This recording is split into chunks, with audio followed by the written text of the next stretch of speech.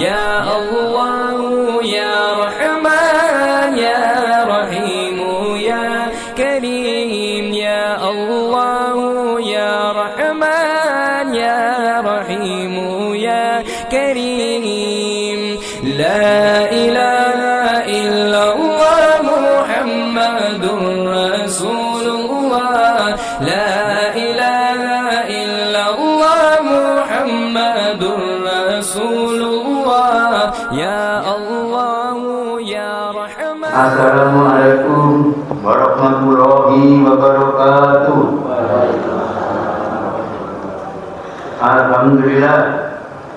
Alhamdulillahilladzi arsala rasulahu bil huda wa dinil haqq yudhhirahu 'ala dini kulli wa kafa billahi shahida.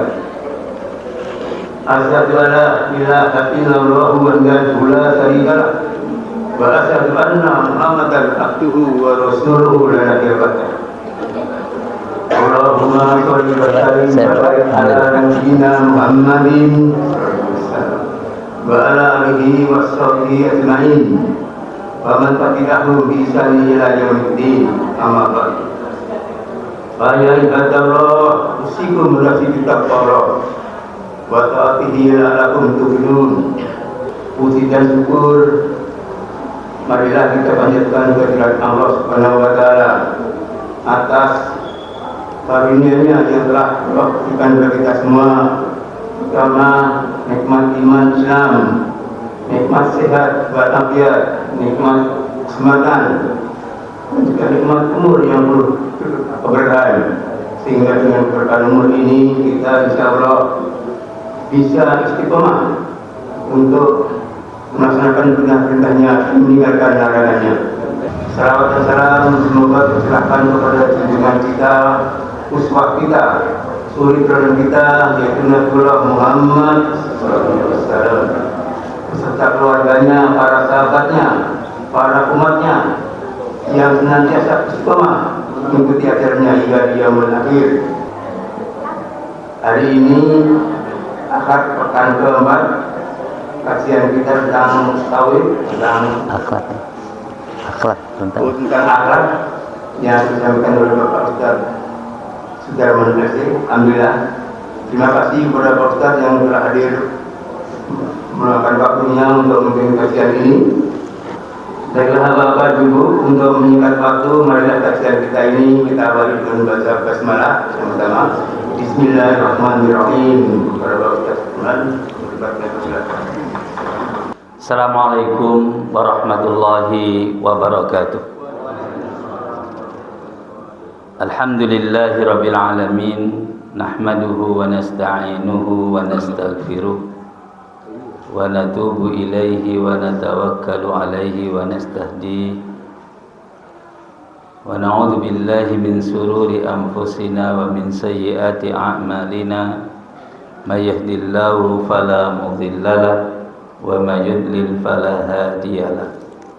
Asyhadu an la ilaha illallah wahdahu la syarika lahu wa asyhadu anna Muhammadan abduhu wa rasuluhu la nabiyya ba'dahu.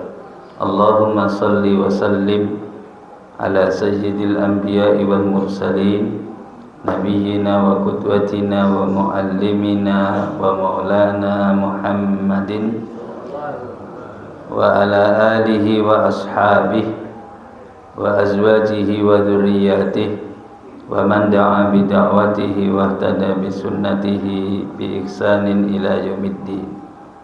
Amma ba'd. Ya ayyuhalladzina amanu taqullaha haqqa tuqatih wa la tamutunna illa wa antum muslimun. Allahumma alimna ma yanfa'una wa anfa'na bima 'allamtana. Allahumma arinal haqqa haqqa warzuqna ittiba'a wa arinal batila batilan warzuqna ijtinaba.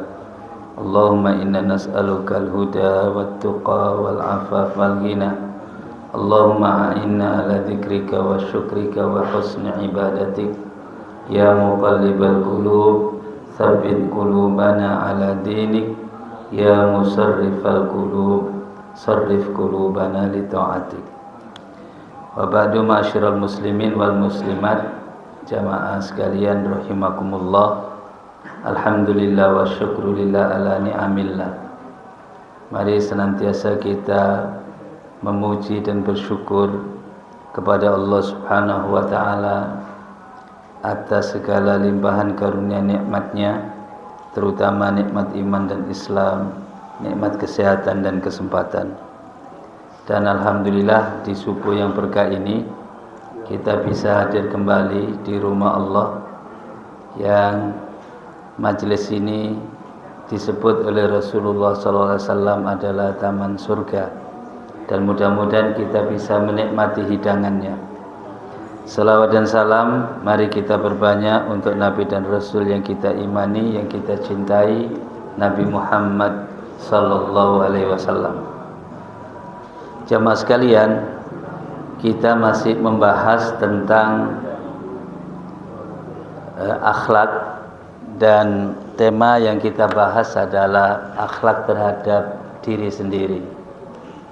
Kita sudah bahas beberapa tema terkait dengan akhlak pribadi ini, dan yang terakhir kita bahas adalah iffah, yang menjaga kehormatan diri. Nah, insyaallah kita lanjutkan salah satu akhlak yang harus kita miliki, ya, dan kita terus perjuangkan adalah yang diistilahkan dalam akhlak mujahadah. Mujahadah itu dari jahada yujahidu mujahadatan wa jihadan. Itu artinya mengerahkan seluruh kemampuan atau potensi yang dimiliki, ya, untuk menghilangkan hambatan-hambatan baik dalam diri kita secara internal maupun hambatan-hambatan di luar diri kita secara eksternal, ya, yang menghambat kita untuk bisa taqarrub kepada Allah Subhanahu wa taala, yang menghambat kita untuk bisa ibadah, yang menghambat kita untuk bisa beramal soleh. Karena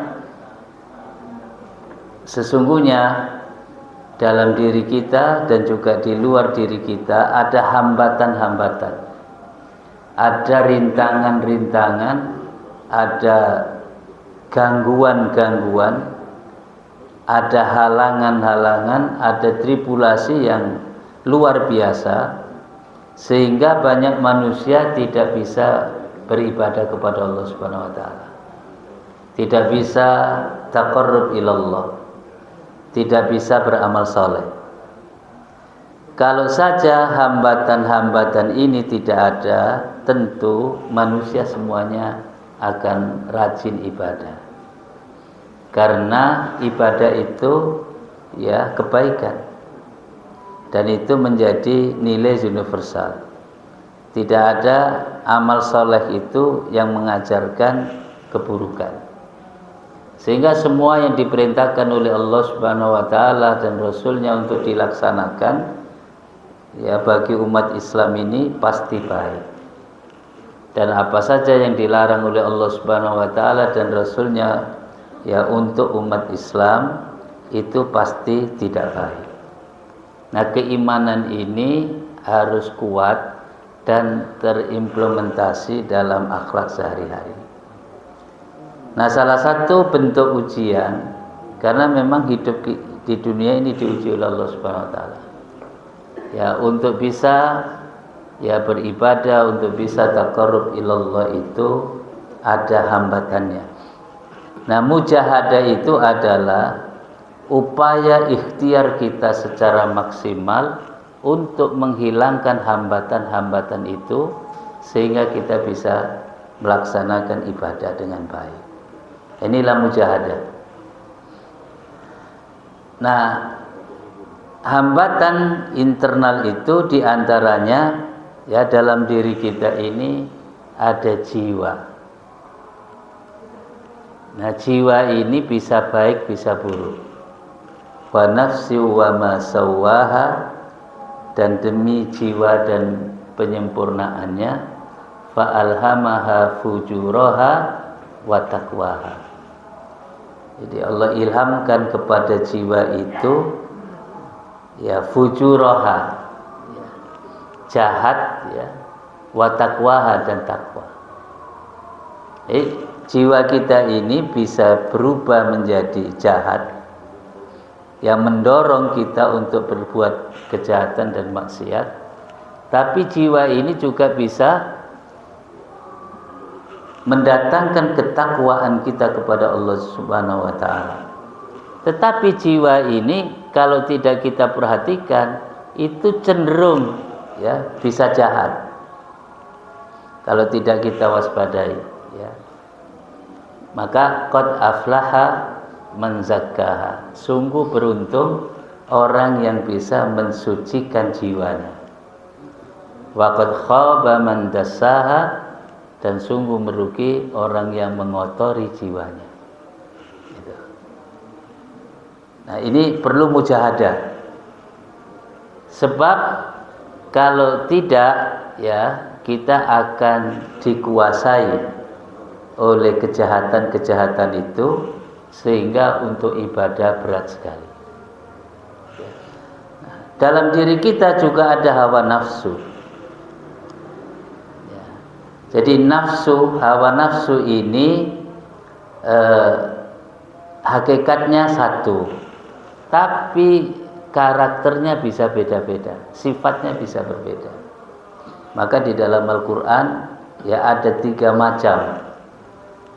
Ya, ada nafsun ammarah, inna nafsala ammaratun bisu. Ya, hawa nafsu yang selalu mengajak kepada kejahatan. Ada nafsul lawwamah, jadi jiwa yang bisa mencela dirinya ketika berbuat tidak baik. Nah, dalam posisi ini ya manusia itu kadang baik, kadang tidak baik. Kalau nafsunya lawwamah ini, tetapi kalau dia berbuat tidak baik itu tersadar, lalu dia cela dirinya sendiri, dia menyesal, lalu memperbaiki diri. Tapi kalau ammaratun bisu, nafsu ammarah itu tidak ada penyesalan, bahkan selalu bertambah-tambah, menjadi-jadi. Kita temukan ada manusia yang salah, itu tidak ada penyesalan, bahkan salahnya ditambah-tambah. Gitu. Nah, lawannya adalah nafsul mutmainnah, jiwa-jiwa yang tenang, yang selalu ingin berbuat baik. Nah, inilah yang nanti dipanggil oleh Allah Subhanahu wa taala untuk dipersilakan masuk surganya. Ya ayyuhan nafsul mutmainnah irji'i ila rabbiki radiyatan mardiyah fadkhuli fi ibadi wadkhuli jannati. Jadi saya punya cerita dikit tentang ayat ini. Jadi dulu anak saya yang ketiga mau lahir, tuh saya tungguin, ya.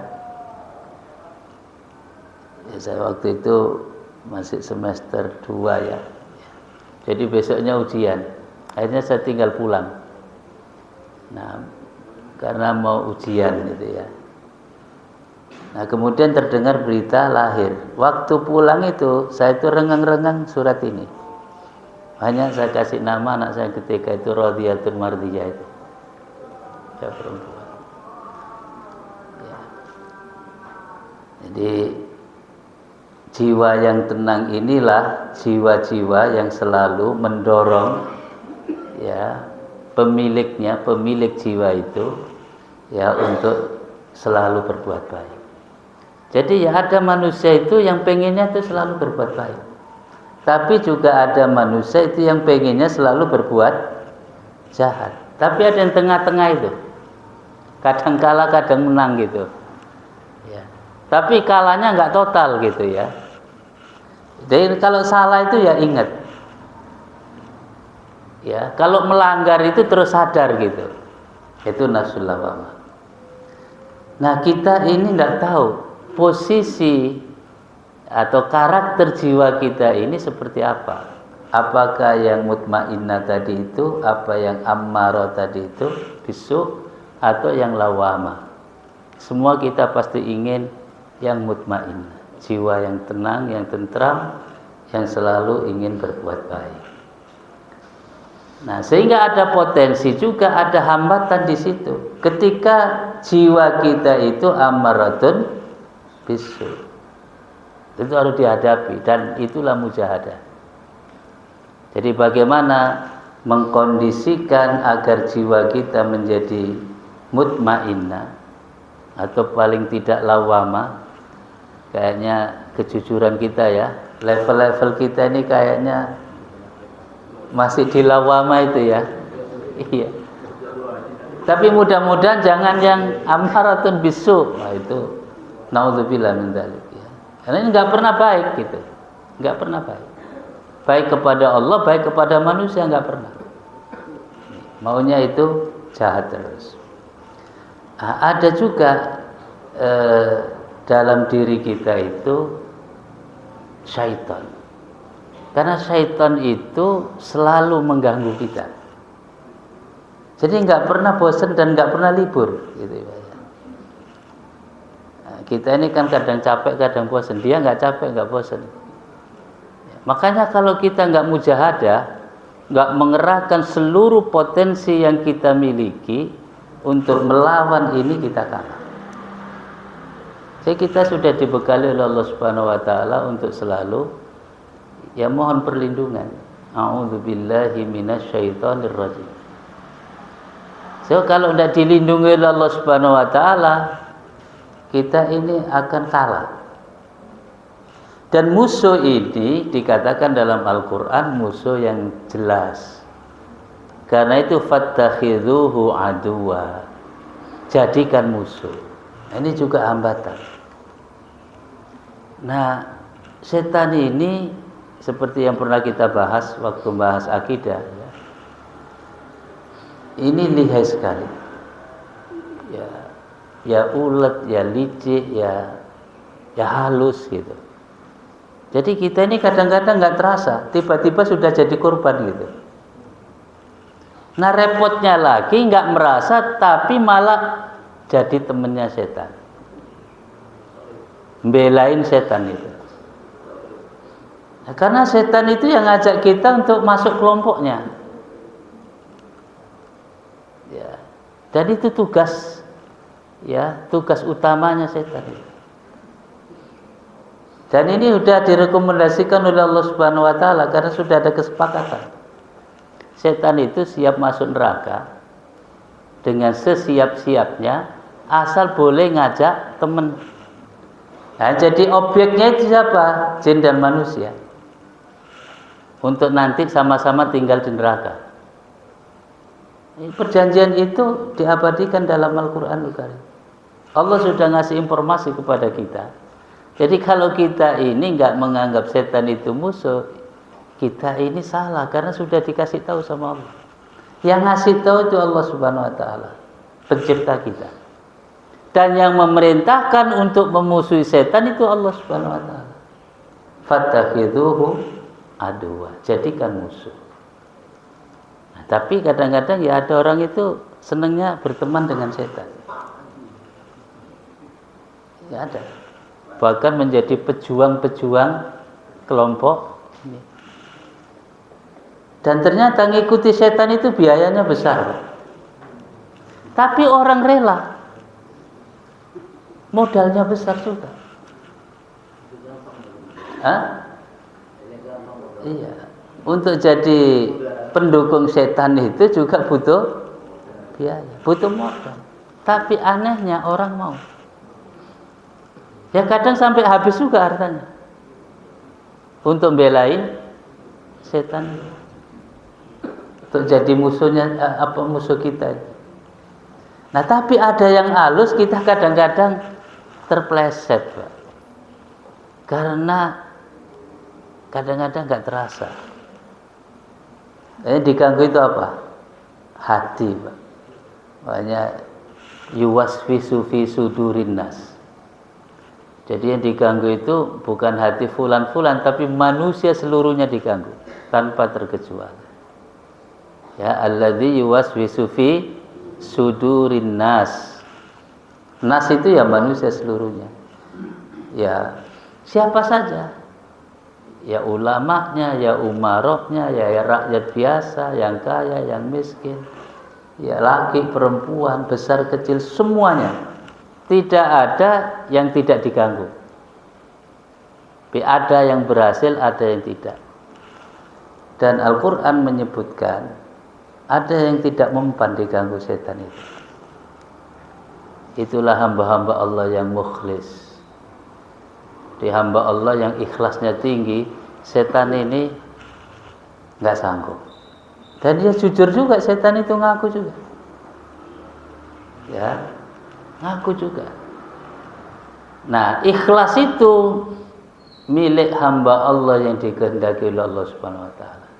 Jadi tidak bisa diklaim oleh 1-2 orang. Karena itu karunia Allah yang besar. Dan itulah senjata menghadapi setan ini. Ini hambatan. Nah, mujahadah itu mengerahkan seluruh potensi yang kita miliki, ya ilmu kita, ya kesehatan kita, waktu kita, ya apapun yang Allah berikan kepada kita, kita gunakan untuk menghadapi itu. Itu mujahadah namanya. Tapi juga ada hambatan-hambatan yang eksternal sifatnya. Ya, ada orang-orang jahat, ada orang-orang kafir, ada orang-orang musyrik. Karena mereka juga memerangi kaum muslimin. Ya, bahkan Al-Qur'an itu tegas sekali. Walan tarda ankal yahudu walan nasara hatta tattabi'a millatahum. Ini enggak pernah senang, enggak pernah ridho kalau belum ikut mereka. Ya sampai terjadi pertumpahan darah. Ya terjadi peperangan. Makanya ada namanya jihad.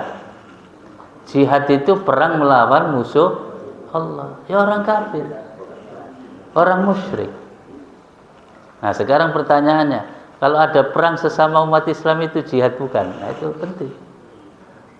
Karena ya salah satu ujian orang beriman itu ada yang perang.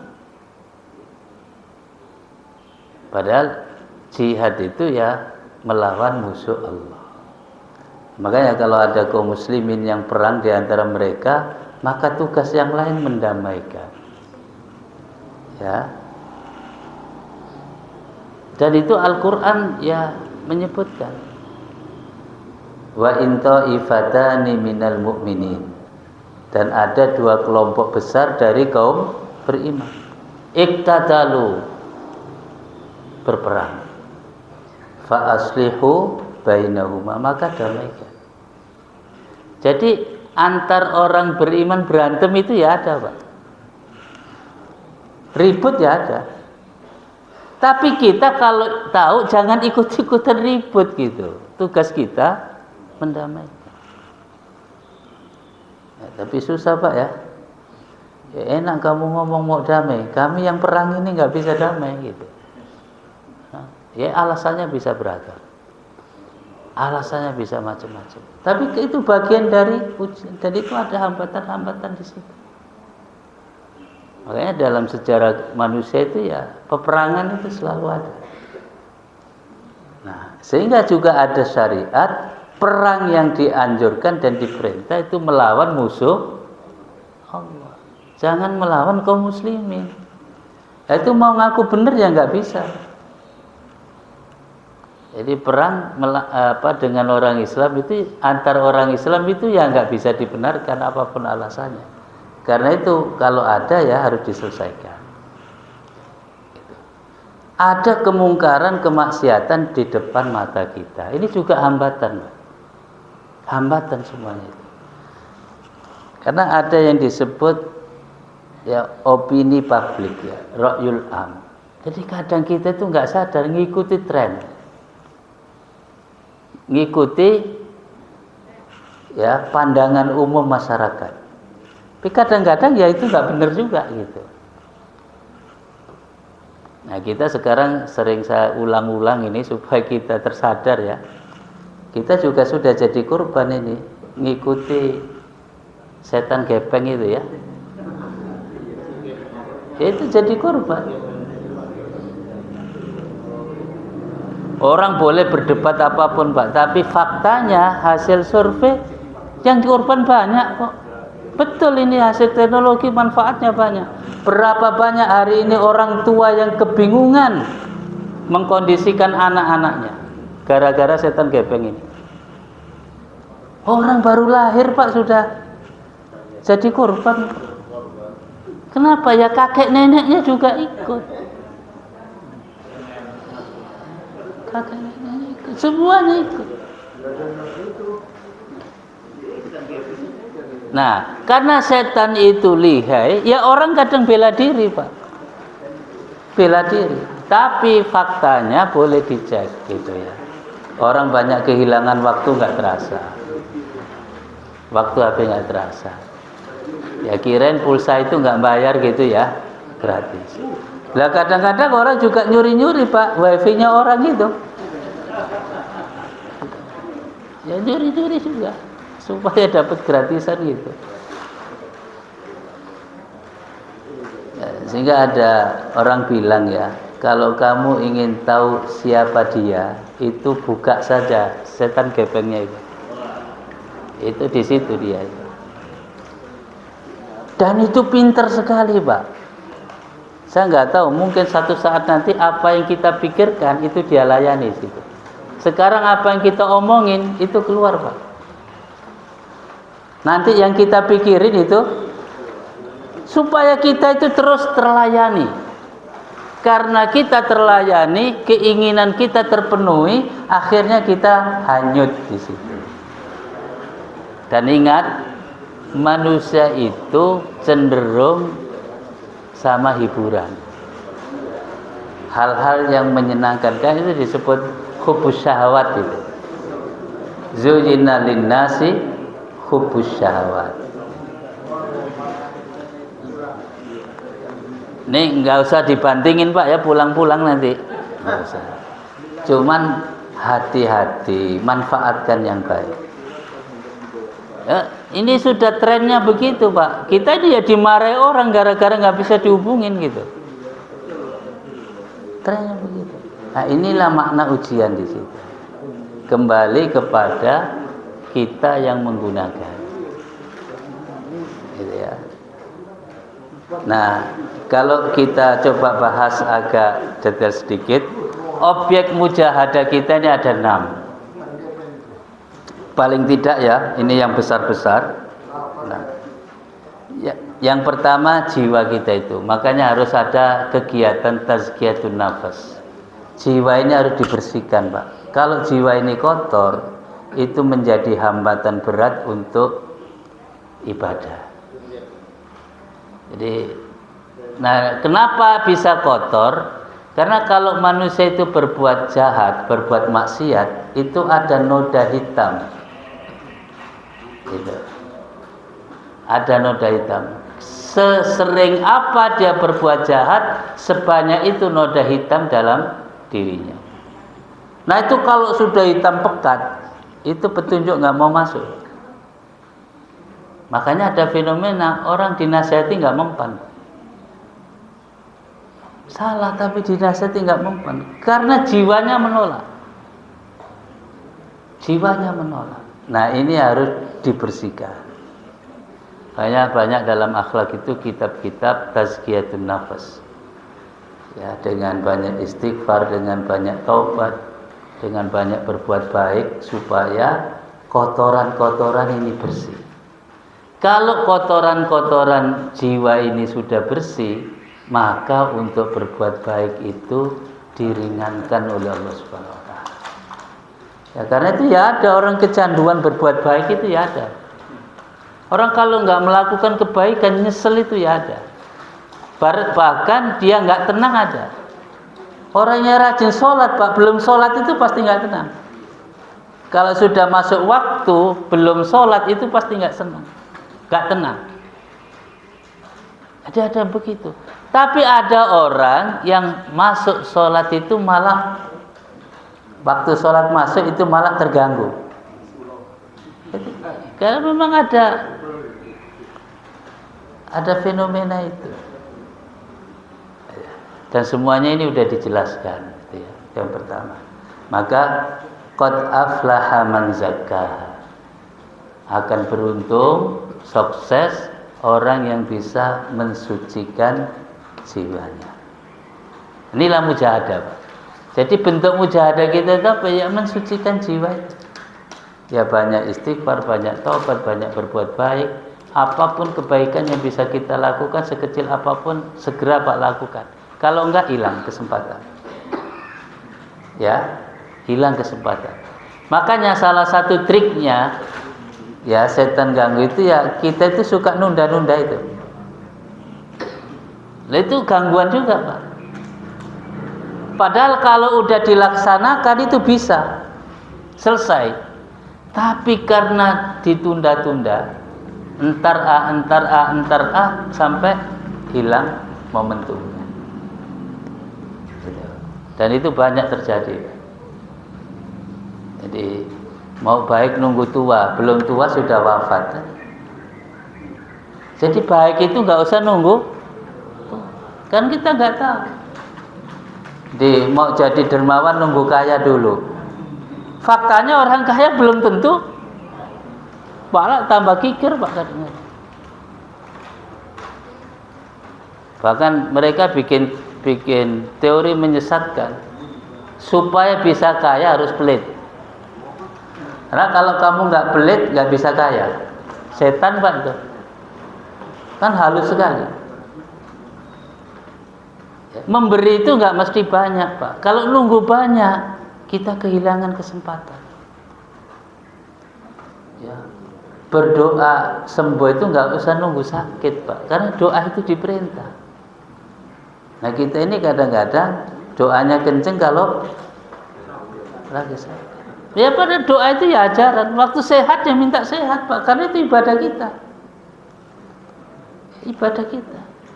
Kita istighfar itu ya terus-terusan. Jangan nunggu dosa baru.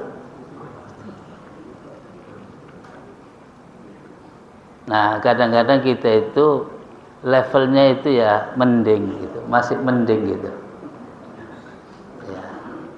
Nah hidup ini ya jangan lumayan terus, Pak. Lumayan jangan begitu. Karena perintahnya itu fattaqullaha mastata'tum. Harus maksimal berbuat baik itu. Ya. Nah kita ini kadang masih daripada terus ya. Ya mendingan, Pak, masih sholat daripada enggak sholat. Nah itu.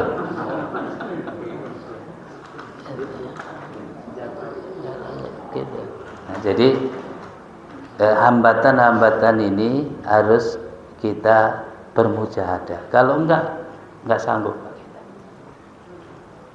Jadi ya ada orang itu diberi kesehatan, diberi kesempatan, diberi fasilitas, tapi untuk sholat aja enggak sanggup. Karena memang dia sudah kotor sekali jiwanya. Diajak itu enggak mau. Kotor sekali jiwa. Nah itulah kemudian proses tazkiyatun nafas ini harus. Makanya Rasulullah SAW diutus oleh Allah itu wa yuzakkihim. Salah satu tugasnya adalah mensucikan jiwa-jiwa manusia ini.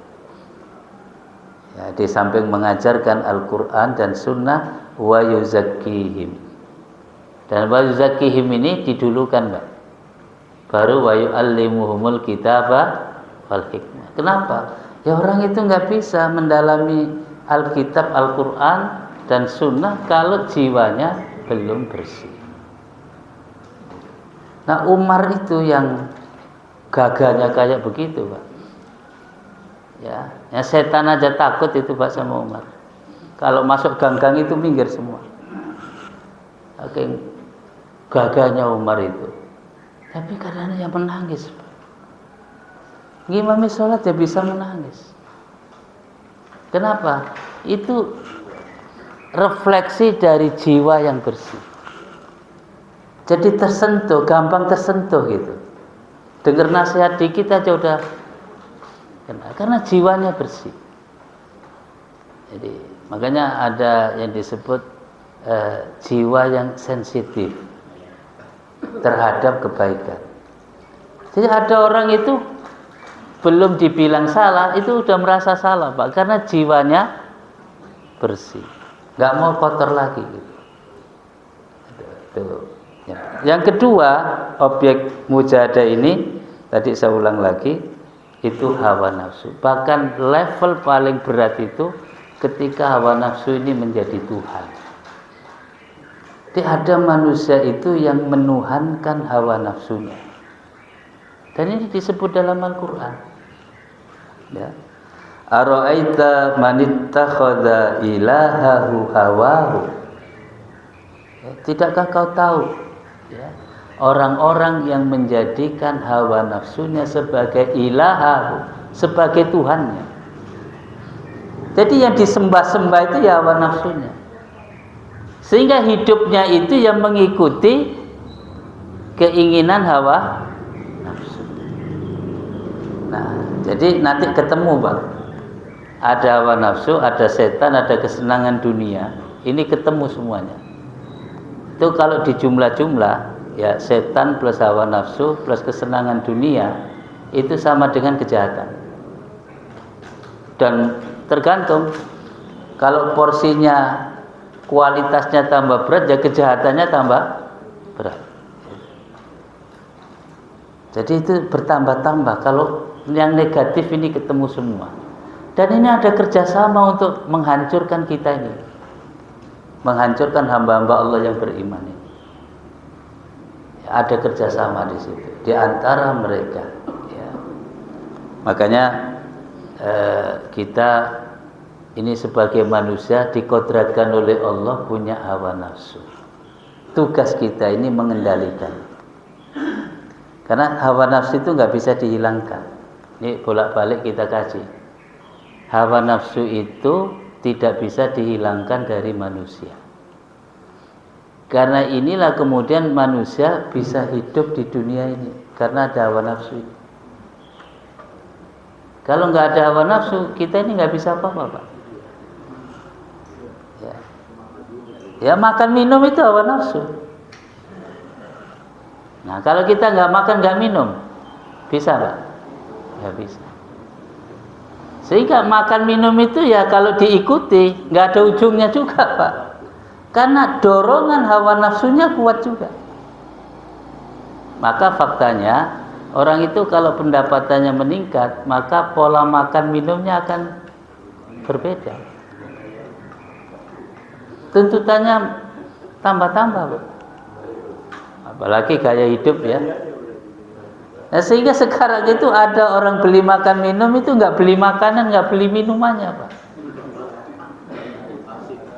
Beli tempat, ya, beli gaya hidup itu. Loh, perut kita ini cuma satu, Pak. Tapi ada orang yang terkena gangguan ini, sehingga nyukupin perut yang cuma satu itu biayanya besar sekali. Itu sering kita bahas juga, Pak, ya. Hidup ini ya tergantung kita mengendalikan. Kalau nggak dikendalikan ya nggak ada ujungnya. Makan mahal, makan enak sampai kerongkongan doang, Pak. Besok ya diulang lagi. Ya diulang lagi terus itu. Ya dunia itu begitu. Dunia itu begitu. Malah ya kita sering diingatkan ya oleh para ilmuwan, kadang mengikuti gaya hidup itu akhirnya makan minum kita nggak sehat. Ya bukan nggak sehat fisiknya, Pak, yang nggak sehat kantongnya juga. Karena ngikuti gaya. Terus kalau dipikir-pikir, ngikutin begitu-begitu apa ujungnya? Ya merugi akhirnya. Nah, saya sering sampaikan lewat majelis ini, makan minum itu kalau cukup 20.000 ngapain 200.000 gitu. Ngapain? 20.000 cuma ngapain 200.000? Nah itu. Iya. Nggak keren gitu ya, nggak ngetren gitu. Nih mohon maaf Pak ya, yang bisnisnya di kuliner ya. Oh kita ini ngaji Pak ya. Ini nanti yang bisnis kuliner terus nggak jadi itu, nggak gitu. Kalau kebutuhan ya nggak apa-apa. Ya. Karena itu halal Pak. Nah ini pentingnya. Dunia ini ya dihalalkan oleh Allah yang baik-baik. Makanya Al-Quran memerintah makan minumlah. Bukan nggak boleh. Tapi apa kata Allah? Wala tusrifu, jangan berlebihan. Wa kulu washrabu wala tusrifu. Oh kitab suci saja bicara Pak soal ini. Makan minumlah tapi jangan berlebihan. Innallaha la yuhibbul musrifin. Karena makan yang berlebihan itu enggak disukai oleh Allah. Nah ini kan problem. Kalau enggak disukai sama Allah kan problem. Nah sehingga dalam syariat Islam ya ada cara belajar mengendalikan makan minum, ya puasa itu. Kadang disuruh puasa. Karena itu ajaran mengendalikan ya hawa nafsu. Jadi diulang-ulang Pak ya, hawa nafsu ini sumber utamanya kan dua. Ada ulama yang menambah 1, 3. Di pertama perut, kedua farji, ketiga lisan. Itu sumbernya hawa nafsu. Dan ini yang bikin dunia ruwet itu yang 3 ini Pak. Kalau nggak terkendali ini bikin ruwet. Ya orang itu ya bisa berantem gara-gara perut. Ya kan? Emang kejahatannya preman itu apa kira-kira? Ya soal perut. Orang bisa perang gara-gara perut ini Pak. Sehingga salah satu bentuk kerakusan itu ya urusan perut juga. Yang kedua farji. Ini ada syahwatnya, itu jangan dihilangkan Pak. Loh sekarang ini kok ada orang mau menghilangkan syahwat ini. Jangan Pak itu. Itu kerugian di atas kerugian. Bapak kalau nggak punya syahwat hawa nafsu, dunia ini udah nggak ada indahnya Pak. Udah. Nggak boleh itu dikodratkan sama Allah. Apa perintah? Kendalikan. Justru hawa nafsu farji itu penuhi kebutuhannya. Itu Allah yang perintahkan. Tapi dengan cara yang benar. Maka ada dipasang-pasangkan. Ya. Ada rumah tangga. Itu Islam itu begitu. Karena ini memang nggak bisa Nah sekarang ini mau dihilangin Pak, semangat untuk ya hawa nafsu memenuhi kebutuhan biologis itu mau jangan Pak. Ya, karena itu ya tabiatnya dunia. Dan Islam itu tidak menghilangkan, mengendalikan. Nah, makanya ada rumus cara mengendalikan. Cara mengendalikan syahwat farji itu hanya 2 Pak. Ya dibolak-balik ya 2 ini. Dengan menikah dan puasa. Ya mampu nikahlah. Jadi cara memenuhi yang benar. Kalau belum mampu jangan dipaksa Pak. Nanti nggak malah terpenuhi malah kacau. Makanya ada alternatif yang kedua yaitu berpuasa. Ini resep dari Rasulullah SAW. Nah yang sudah punya pasangan masih belum terkendali banyak puasa Pak. Banyak puasa. So, salah satu cara mengendalikan syahwat itu dengan puasa. Bukan hanya makan minum Pak, tapi juga farji. Makanya kata Rasulullah SAW, ya masyarus sabab man istata'a minkumul ba'ata falyatazawwaj fa innahu aghaddu lil basar wa ahsanu lil farj. Fa illam yastati fa alaihi bisawm. Kalau enggak mampu ya saum. Nah, yang ketiga ada nambahkan sumbernya syahwat itu lisan. Ya gara-gara lisan ini ya orang bisa perang juga Pak. Ya gara-gara statement, gara-gara pernyataan, gara-gara omongan harus. Nah, makanya lisan itu harus dikendalikan. Yang namanya lidah tak bertulah. Jadi kalau nggak dikendalikan ya memang kacau juga Pak dunia ini akhirnya. Nah, makanya sekarang itu ada teori baru ya. Kalau kita ingin viral itu yang ngomonglah apa saja. Ini zaman trennya begitu Pak. Nah orang-orang ikhlas itu nggak penting Pak. Yang begitu-begitu viral itu nggak penting. Karena viral itu di depan manusia. Yang penting itu diridhoi oleh Allah atau tidak. Tapi karena dunia ini memikat, kadang-kadang popularitas itu yang menjadi tujuan orang. Pak direnung-renungin Pak. Jadi orang populer itu ya tersiksa juga sebenarnya.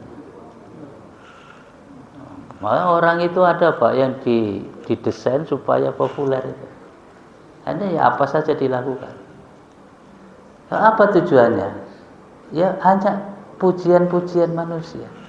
Orang-orang yang mukhlis, yang setan nggak sanggup itu, yang begitu-begitu sudah lewat Pak. Jadi pujian manusia itu ya bukan tujuan lagi gitu ya. Nah ini penting. Kemudian kita sudah pernah bahas tentang setan ini juga objek mujahadah. Di samping kita mohon perlindungan kepada Allah, maka seluruh kekuatan yang kita miliki harus dikerahkan Pak untuk menghadapi ini. Saya kasih contoh sederhana. Kita sering terjebak.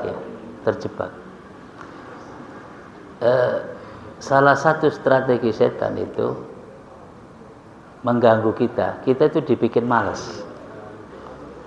Orang kalau sudah malas Pak, kesempatan seperti apapun tidak akan bisa dimanfaatkan. Kalau sudah malas, kekuatan apapun yang dimiliki akan hilang. Itu orang malas. Makanya ya kita ini mohon perlindungan kepada Allah, jangan malas hidup ini. Karena kemalasan itu menghasilkan kemalasan berikutnya. Akumulasi dari kemalasan itulah sebab kegagalan hidup. Apapun kesempatannya, apapun potensinya, nggak ada gunanya kalau sudah malas. Jadi hidup itu harus semangat. Makanya Al-Quran bolak-balik mengatakan wa quli malu. Katakan oleh Muhammad, kamu itu harus kerja, harus berjuang, harus berbuat. Berbuatlah. Jangan diam. Oh kita ini makhluk hidup kok diam? Jangan diam. Kita harus beraktivitas. Karena yang dinilai oleh Allah Subhanahu wa taala itu amal, bukan hasil. Ini penting kaidah. Kita diperintah nyari rezeki, kita nyari, Pak. Yang dicari kasih pahala, kita nyari rezekinya itu. Dapat tidaknya itu bukan urusan kita. Kita diperintah menuntut ilmu, itu yang diberi pahala, Pak. Dapat berapa ilmu itu berikutnya. Jadi bukan dikasih pahala oleh Allah kalau dapat, enggak. Ya, karena itu dalam Islam yang dinilai itu amalnya bukan hasilnya. Nah kalau dinilai hasilnya Nabi Nuh gagal Pak. Oh usianya 950 tahun. Dakwah selama itu berapa Pak hasilnya? Setelah banjir besar itu ada sebagian riwayat menyebutkan tinggal 12 pasang. Ya banyak jemaah pengajian ini Pak daripada umatnya Nabi Nuh yang selamat itu sudah berdakwah berapa? 950 tahun usianya. Tapi di hadapan Allah Nuh enggak gagal. Karena yang dinilai oleh Allah amalnya, perjuangannya itu, bukan hasilnya. Gitu ya. Ya makanya boleh jadi Pak, infak 10.000 itu lebih besar daripada 100 juta. Iya. Orang infak 100 juta tinggal tanda tangan Pak. Ya, tinggal megang pulpen tanda tangan. Ini 10.000 ngayun, ya becak, ya keringatnya habis, susah payah. Sehingga bukan nilai 10.000 dan 100 juta itu, tapi usahanya itu yang dinilai, amalnya itu yang dinilai, perjuangannya itu yang dinilai. Jadi ibarat petani, Pak, yang penting kita nanam. Soal hasil itu nanti berikut. Nah, tinggal nanti diperbaiki. Nah, inilah pentingnya ilmu. Supaya menanam itu hasilnya bagus, maka harus dipenuhi persyaratan. Supaya nyari ilmu itu dapat ilmu, diikuti syarat. Supaya nyari rezeki dapat rezeki, itu diikuti syarat-syaratnya. Dapatnya berapa itu bukan urusan kita. Nah, ini yang sering kita tertipu di situ. Ya. Yang keempat, objek mujahadah kita adalah, nah ini, kecintaan terhadap kesenangan dunia. Ini menarik ya. Karena kita hidup di dunia ini kalau nggak nyari senang, nyari apa? Cuman salah satu hambatannya, kalau orang itu berlebihan mencintai kehidupan dunia ini, maka porsi akhiratnya, bahkan porsi ibadahnya itu jadi masalah. Ya. Apa Pak kecintaan dunia itu? Yang disenengin orang itu apa kira-kira? Ya, harta, ya kan? Jadi banyak orang karena kebanyakan harta, maka untuk sholat saja enggak sempat. Itu apa maknanya, apa gunanya? Enggak ada gunanya di hadapan Allah. Bahkan itu mencelakakan. Makanya di surat, nanti bisa dicek Pak ya, di surat Al-Hadid itu Allah jelaskan, innamal hayatud dunya la'ibun wa lahwun. Ini satu.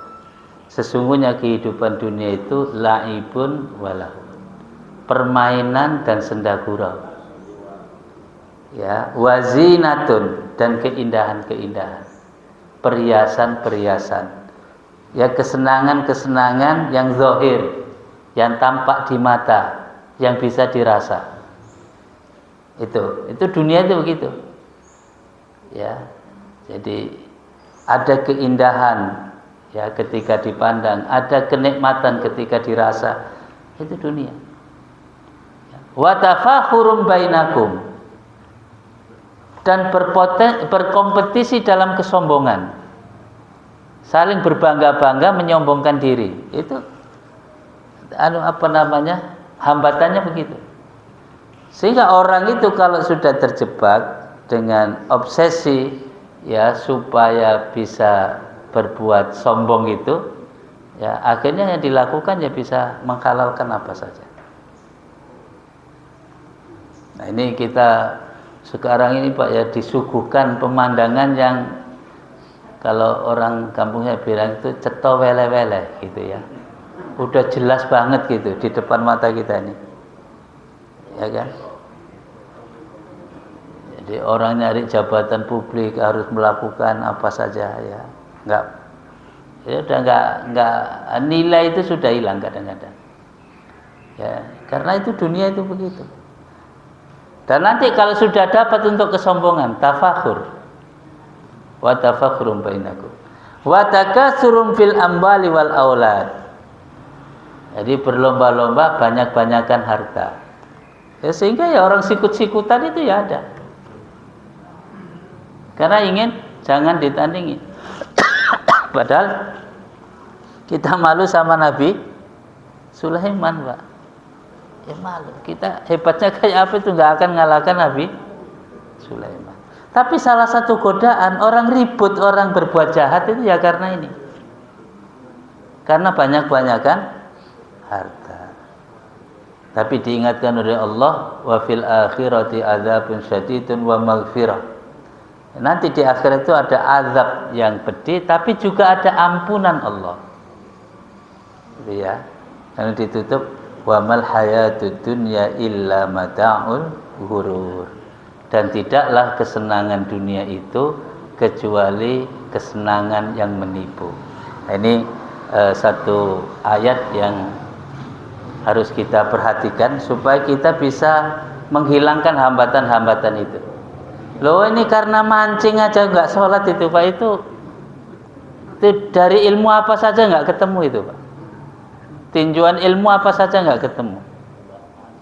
Iya kan? Oh khusyuknya itu kalau mancing, nggak tahu zikir apa kalau mancing itu.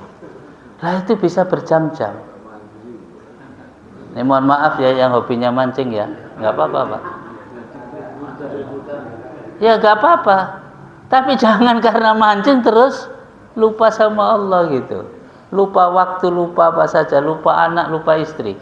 Gara-gara khusyuk dalam mancing gitu ya. Gitu. Jadi karena ya ada kesenangan begitu.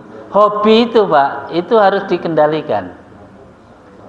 Bukan nggak boleh. Oh, dunia ini diciptakan oleh Allah untuk kita nikmati kan. Huwallazi khalaqalakum ma fil ardi jami'an. Jadi Allah menciptakan bumi sini ini untuk kita. Ya. Bukan nggak boleh dinikmati, tapi ada caranya. Ya. Dan kalau tidak dikendalikan, ya, kesenangan dunia ini menipu kita. Di wamal hayatud dunya illa mata'un ghurur. Di ayat lain wamal hayatud dunya illa mata'un qalil, ya, tidaklah kesenangan dunia itu kecuali kesenangan yang sangat sedikit sekali. Masih dua lagi Pak, saya singkat. Objek yang kelima ini musuh-musuh yang tampak ya, orang kafir, orang musyrik, orang-orang jahat itu. Itu jangan berkawan dengan mereka. Karena kalau kita berkawan dengan mereka ke bawah, itu punya daya tarik luar biasa Pak. Maka berteman itu juga penting. Karena kata Rasulullah, almar'u ala dini khalilihi. Jadi orang itu terpengaruh oleh teman dekatnya. Makanya kita disuruh berteman dengan orang baik-baik, karena teman itu mempengaruhi. Ya kan? Sampai ada ungkapan atau contoh ya. Kalau kamu dekat tukang jual minyak wangi, ikut mencium bau harumnya. Tapi kalau kumpul sama pemabuk, ikut mencium bau minuman khamrnya. Itu artinya apa? Ya manusia itu makhluk yang mudah adaptasi. Dia bisa berubah-ubah. Jadi ya kadang-kadang parah-parah itu ya kayak bunglon ya ada Pak. Ya sehingga ada istilah ya pagi tempe sore kedelai atau apa itu. Ya manusia itu kadang begitu. Dipengaruhi oleh lingkungan, dipengaruhi oleh orang dekat. Maka carilah lingkungan yang baik supaya pengaruh positif yang kita dapatkan, carilah teman yang baik supaya nilai positif yang kita dapatkan. Kalau tidak, sebaliknya. Kalau kita berada di lingkungan yang buruk, lama-lama ikut buruk. Saya punya dosen Pak dulu dari Qatar. Ini sering saya ceritakan karena bagi saya menarik fenomena ini. Waktu di sana, waktu di Madinah, itu nggak lihat orang buka aurat itu Pak. Nah pas di Indonesia itu tempatnya di Pulau Mas ya. Kampusnya di Salemba. Dari Pulau Mas ke Salemba itu ideal Pak awal itu sampai jalan kaki. Sebab di Jakarta ngelihat orang buka aurat itu di mana-mana. Begitu keluar rumah sudah lihat aurat itu. Akhirnya jalan kaki beliau ini. Apa alasannya? Supaya tetap menundukkan pandangan. Bukan nggak ada mobil Pak, ada mobil juga, tapi nggak mau. Karena di jalan pasti ketemu orang buka aurat. Dia tersiksa sekali. Sehingga jalan kaki dari Pulau Mas ke Salemba. Ya, supaya tidak melihat aurat perempuan. Karena harus menunduk. Kalau jalan nggak menunduk kan kesandung. Nah, itu cara. Nah itu sebulan bisa Pak, lama-lama nggak bisa. Oh rupanya ngelihat aurat itu lama-lama ya menarik juga gitu. Lama-lama begitu. Akhirnya nggak betah Pak, balik lagi. karena tersiksa. Nah, ini yang pernah saya cerita, ya ini nggak usah dijadikan apa ya perdebatan ya. Saya hanya cerita. Beliau ini istrinya 4 tapi satu rumah.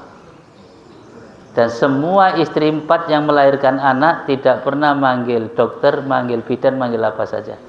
Beliau sendiri yang ngurusin. Sama istrinya yang tidak melahirkan. Kalau ada satu yang melahirkan, yang lain bantuin. Karena ini menariknya orang ini. Beliau ini punya keyakinan perempuan yang melahirkan itu seperti buang hajat. Seperti BAB, seperti BAK gitu Pak. Nggak ditolongin juga bisa. Keyakinannya. Jadi anaknya sampai 24 itu ya sendiri aja. Karena punya keyakinan itu. Saya dulu memfigurkan beliau. Nah, saya mau coba anak saya yang pertama itu. Memang udah nggak pernah periksa karena sehat ya. Nah, maunya itu niru beliau tapi nggak sanggup. Karena levelnya beda gitu. Ini kalau mertua ada apa-apa mertua marah-marah bisa repot ini. Ya akhirnya kebedan juga masih yang lahir. Walaupun normal ya. Saya sampai begitu. Dan saya menyaksikan langsung. Saya kan punya kambing Mbak, ternak. Kambing saya itu ya lahir sendiri aja. Iya. Itu jadi ada kambing kacang gitu. Kadang-kadang pulang bawa anak kita nggak tahu. Dia lahir di kebun mana itu. Di semak-semak di mana kita nggak tahu. Pulang-pulang sudah bawa anak. Nah, ini cerita ya, cerita beliau. Nah, ini levelnya beda. Oh, ini istri 4 satu rumah rukun.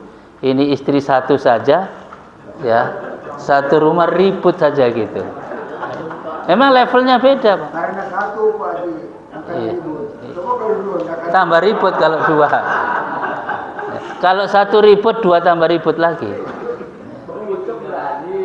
Nah, beliau menariknya anaknya ini hafid Quran seluruhnya. Nah, saya pernah sholat tarawih diimami salah satu anaknya itu. Jadi anak 24 terus baik semua kan seneng Pak. Ya anak cuman 2, yang 1 kena narkoba, yang 1 nggak pulang-pulang. Nah, repot. Iya kan? Jadi korban itu sebenarnya Pak. Nah, jadi ini cerita-cerita ya, dan ini yang saya saksikan sendiri. Jadi ternyata manusia itu di lingkungan yang buruk lama-lama ikut buruk. Ikut buruk Pak. Jadi lama-lama ya kepengen ngelihat juga. Akhirnya pulang lagi, nggak betah tinggal di Jakarta. Nah, sekarang di Riyadh juga sudah begitu Pak. Nih bapak-bapak kalau sempat jalan-jalan di Riyadh ya, mudah-mudahan di Madinah masih terjaga. Baik, nah yang terakhir ya, ini sekalian ya. Nah, ini kemungkaran, kemaksiatan ini juga hambatan. Jadi banyaknya kemungkaran, banyaknya kemaksiatan di tengah-tengah kehidupan kita, ini juga hambatan. Apalagi kemungkaran, kemaksiatan itu ada di rumah kita. Itu pengaruhnya besar sekali. Bahkan sampai-sampai diancamkan rumah yang banyak kemaksiatan, malaikat saja nggak mau masuk. Malaikat itu makhluk yang baik. Kalau di rumah kita nggak betah, berarti rumah kita ini nggak baik. Jadi kalau di lingkungan dekat kita, di rumah kita sendiri banyak kemaksiatan, ini hambatan untuk ibadah itu, hambatan untuk berbuat baik. Nah, ini harus mujahadah, harus dihadapi dengan segala kemampuan supaya kita bisa selamat, ya, bisa selamat. Saya kira ini Pak ya yang kita bahas ya dalam akhlak mujahadah ini. Ya mari ya, kesehatan, ya kesempatan, ilmu apapun ya yang Allah karuniakan ini, ya kita gunakan untuk menghadapi hambatan-hambatan tadi. Ya mulai dari hambatannya sifatnya internal maupun eksternal, ya kita berjuang menghadapi hambatan-hambatan itu supaya kita bisa mendekatkan diri kepada Allah Subhanahu wa taala, bisa beribadah. Dan ini masing-masing kita yang tahu porsi masing-masing, Pak ya. Karena ujian manusia itu ya beda-beda, Pak. Beda-beda. Ada yang diuji dengan kesehatan, ada yang diuji dengan ekonomi, ada yang diuji dengan tetangga, ada yang diuji dengan menantu, ada yang diuji dengan mertua, ya, ada yang diuji dengan anak, diuji dengan istri. Bapak-bapak ini juga diuji, Pak, dengan istri. Nah, Al-Qur'an yang bilang begitu. Ya, diuji juga. Ya. Nah, ujian-ujian semua ini harus kita hadapi ya dengan menggunakan kekuatan-kekuatan positif ya untuk bisa kita selamat dalam kehidupan ini. Jadi mulai dari mohon perlindungan kepada Allah, ya mulai dari zikir, doa, istighfar, mulai dari ya thalabul ilmi, ya berteman dengan orang baik-baik. Ini semua adalah upaya-upaya kita untuk menghadapi gangguan-gangguan tadi. Dan ini kelihatannya ringan tapi berat, Pak, ternyata. Maka dibutuhkan kesungguhan, mujahadah. Itu intinya di situ. Menghadapi hambatan ini tidak ringan, maka dibutuhkan mujahadah. Dibutuhkan perjuangan yang sungguh-sungguh. Dan kita nggak boleh lemah, kita nggak boleh putus asa, kita nggak boleh merasa kalah gitu ya. Sebab orang itu kalau merasa kalah, kalah beneran, Pak. Jadi jangan merasa kalah. Ya, jangan merasa kalah dengan setan.